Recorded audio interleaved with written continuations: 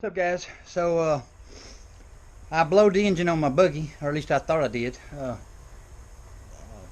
Me and Mama was riding down the road and it just quit and made a popping sound and quit. And then the motor wouldn't spin over. It was locked up. It would spin a little bit and it would catch something and lock up. So I figured it broke a rod. I just had to be. I thought. But anyway, so I thought, well, shit. Tired of messing with this thing. Just let me go over to Kohl's and get one of my old racing engines, and I'll put that on it. So I went over to Kohl's, and here's the engine I got from. It's one of my old engines. Actually, this was my. And now that I've tore it down and see what all was in it, I know exactly what this was. This was my limited motor, my last limited motor I ever built. And Mom and them bought me the block brand new for Christmas. And I spent the whole winter building this thing. I bored it 20 over, put a Wasco piston in it 20 over, and I bored it on a slant to make it a little closer to the. I put everything on a slant, even if you'll see here how it slants on when I decked it. Yeah, I milled it and I did all kind of stuff to this thing, man. And I had it. This motor was badass. It'd make about 18 horsepower, limited, and I didn't hardly ever lose no races when I raced it.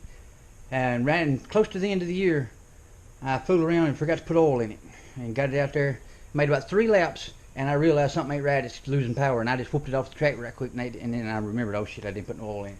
So I brought it home, honed it out, put a new crosshatch pattern in it, and got it back to where it was running pretty good. It never ran quite as good as it did, originally, but man, it still runs pretty damn good. So plenty for that damn buggy. Even running it on gas, it'd probably still make 14, 15 horsepower at least. So I'm tickled. It's got good parts in it, ARC rod and stuff like that. It won't break. So yeah, I am happy. I should be able to make this work. But here's another thing. So I decided, well, let me tear the other motor down and see just what broke. Well, hell. Oh, another problem. I was thinking, oh shit, how am I going to start this thing? I ain't got no electric starter for this kind of motor. How are you going to start that? Well, I think I can use a starter generator just like on Mama's golf cart. I get me one of those, mount it right behind the thing, and put a pulley on it. Anyway, it'd be just like when I crank hers. So I believe I can make that work. But anyway, I tore this motor down this morning. Yesterday evening, actually, I tore it down. And you can see maybe you can see there's some gall. I mean, there's stuff in the cylinder here, little pieces of metal. Okay, but I tore it down, took the side cover off, and first thing I said was, wait a minute now. That damn thing did blow up, didn't it? It did quit on us, lock up, because I couldn't find nothing wrong. Ain't nothing broken there at all. I mean, the cam looks good, the rod looks good, the piston looked good, and it was spin half a revolution either way. And then it would lock up and what it was, the piston was hitting something up in here. And come to find out, it was the valve, the intake valve. The damn, this ain't it. Where did it go? Here it is. This is the one. This is the one intake valve that come out of it. You can see it's kind of bent. I done straightened it back out some. It was bent pretty damn bad. It'd been hitting on the piston in there. But the tip broke off of it here, where the keeper holds it. Hell, it just broke right off. And so I couldn't figure out what the hell would have caused that. So I got to looking even closer. And let me show you what I discovered.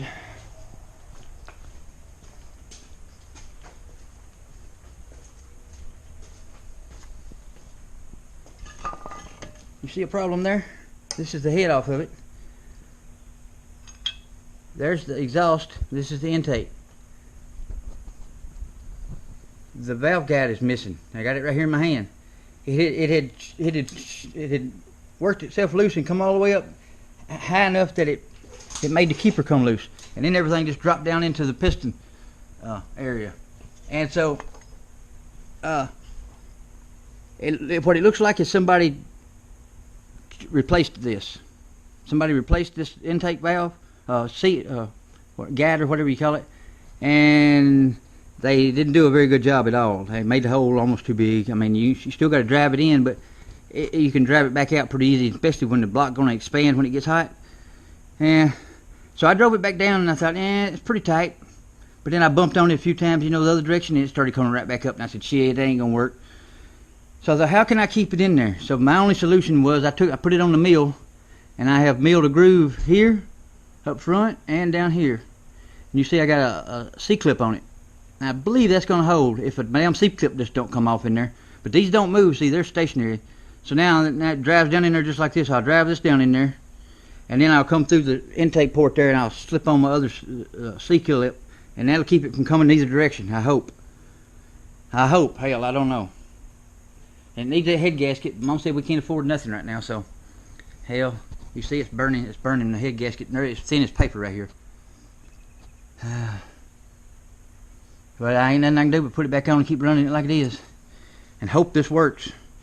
Oh, and my seal came loose. It had a seal that went on right here, and that keeps your oil from coming back up in here and making your motor smoke. And so, but it screwed that all up. It mangled it, man. When all that stuff come loose and it was just munching it around in there, it mangled it.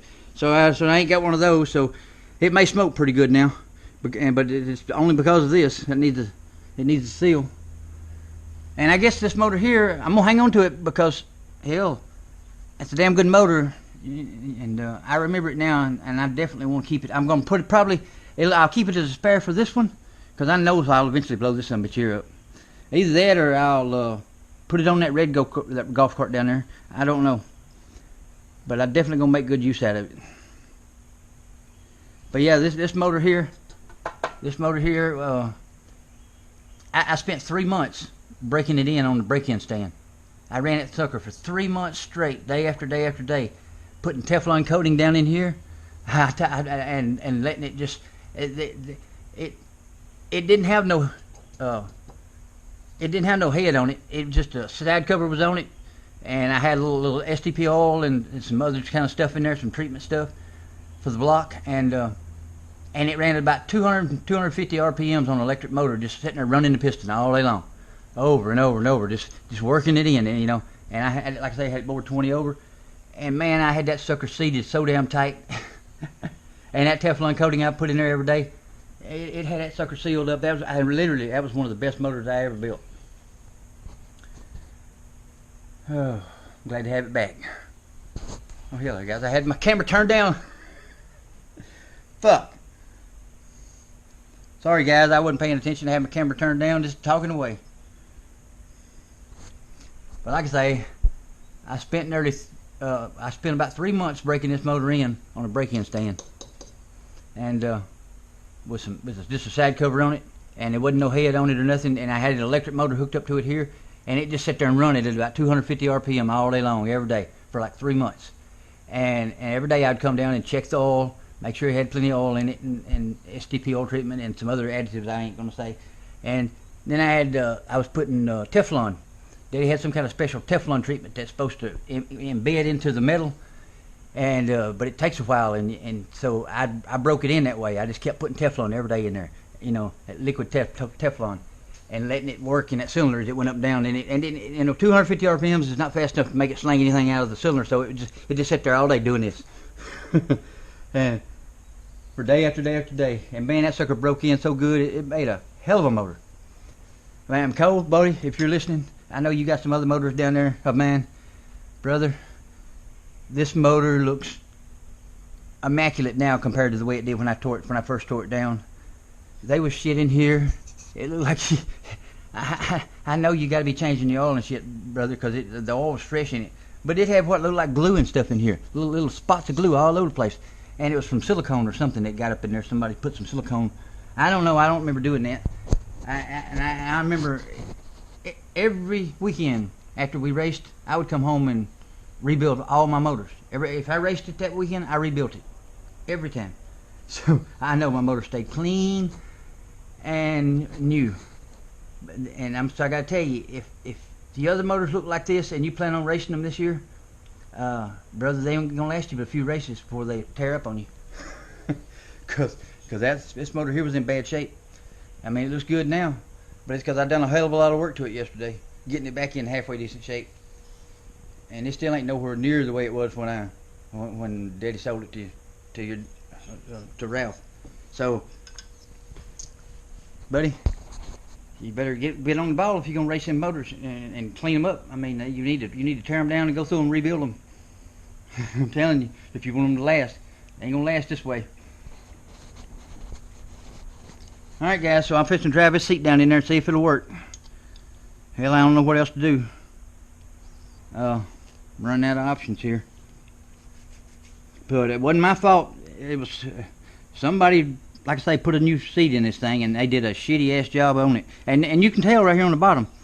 Let me turn it over and I'll show you something. If you, I don't know if maybe you can see it up in there, but if you look down in there, when you drive it all the way back through, you can see where they went around with like a punch and tried to swell the metal back out on it. You know what I mean? And they broke it right over here. You can see the chipped out place and chipped out place over there. Yeah, somebody didn't know what the hell they was doing. That is not the way you put seats in. I know I've installed some of them. And I've got a let me put this down. I've got a valve, an intake valve, a big oversized one that we used to run on the Blockzilla. I think it was Blockzilla. Anyway, right here it is. I got two of them. So it's the exact same size, I believe, but it's too damn tall, too long. So I think I can put it in the mill though, and here, that's the size it needs to be, the length. So this is the intake and that's the exhaust. But the intake's the right size, so I believe I can put it in the lay and maybe turn it down, hopefully. I'm going to try to anyway. Make it work. I don't know. We'll see. That's my only hope. That or putting that other motor on over there. And I'd like to keep this motor if possible. Or at least get all the use I can out of it.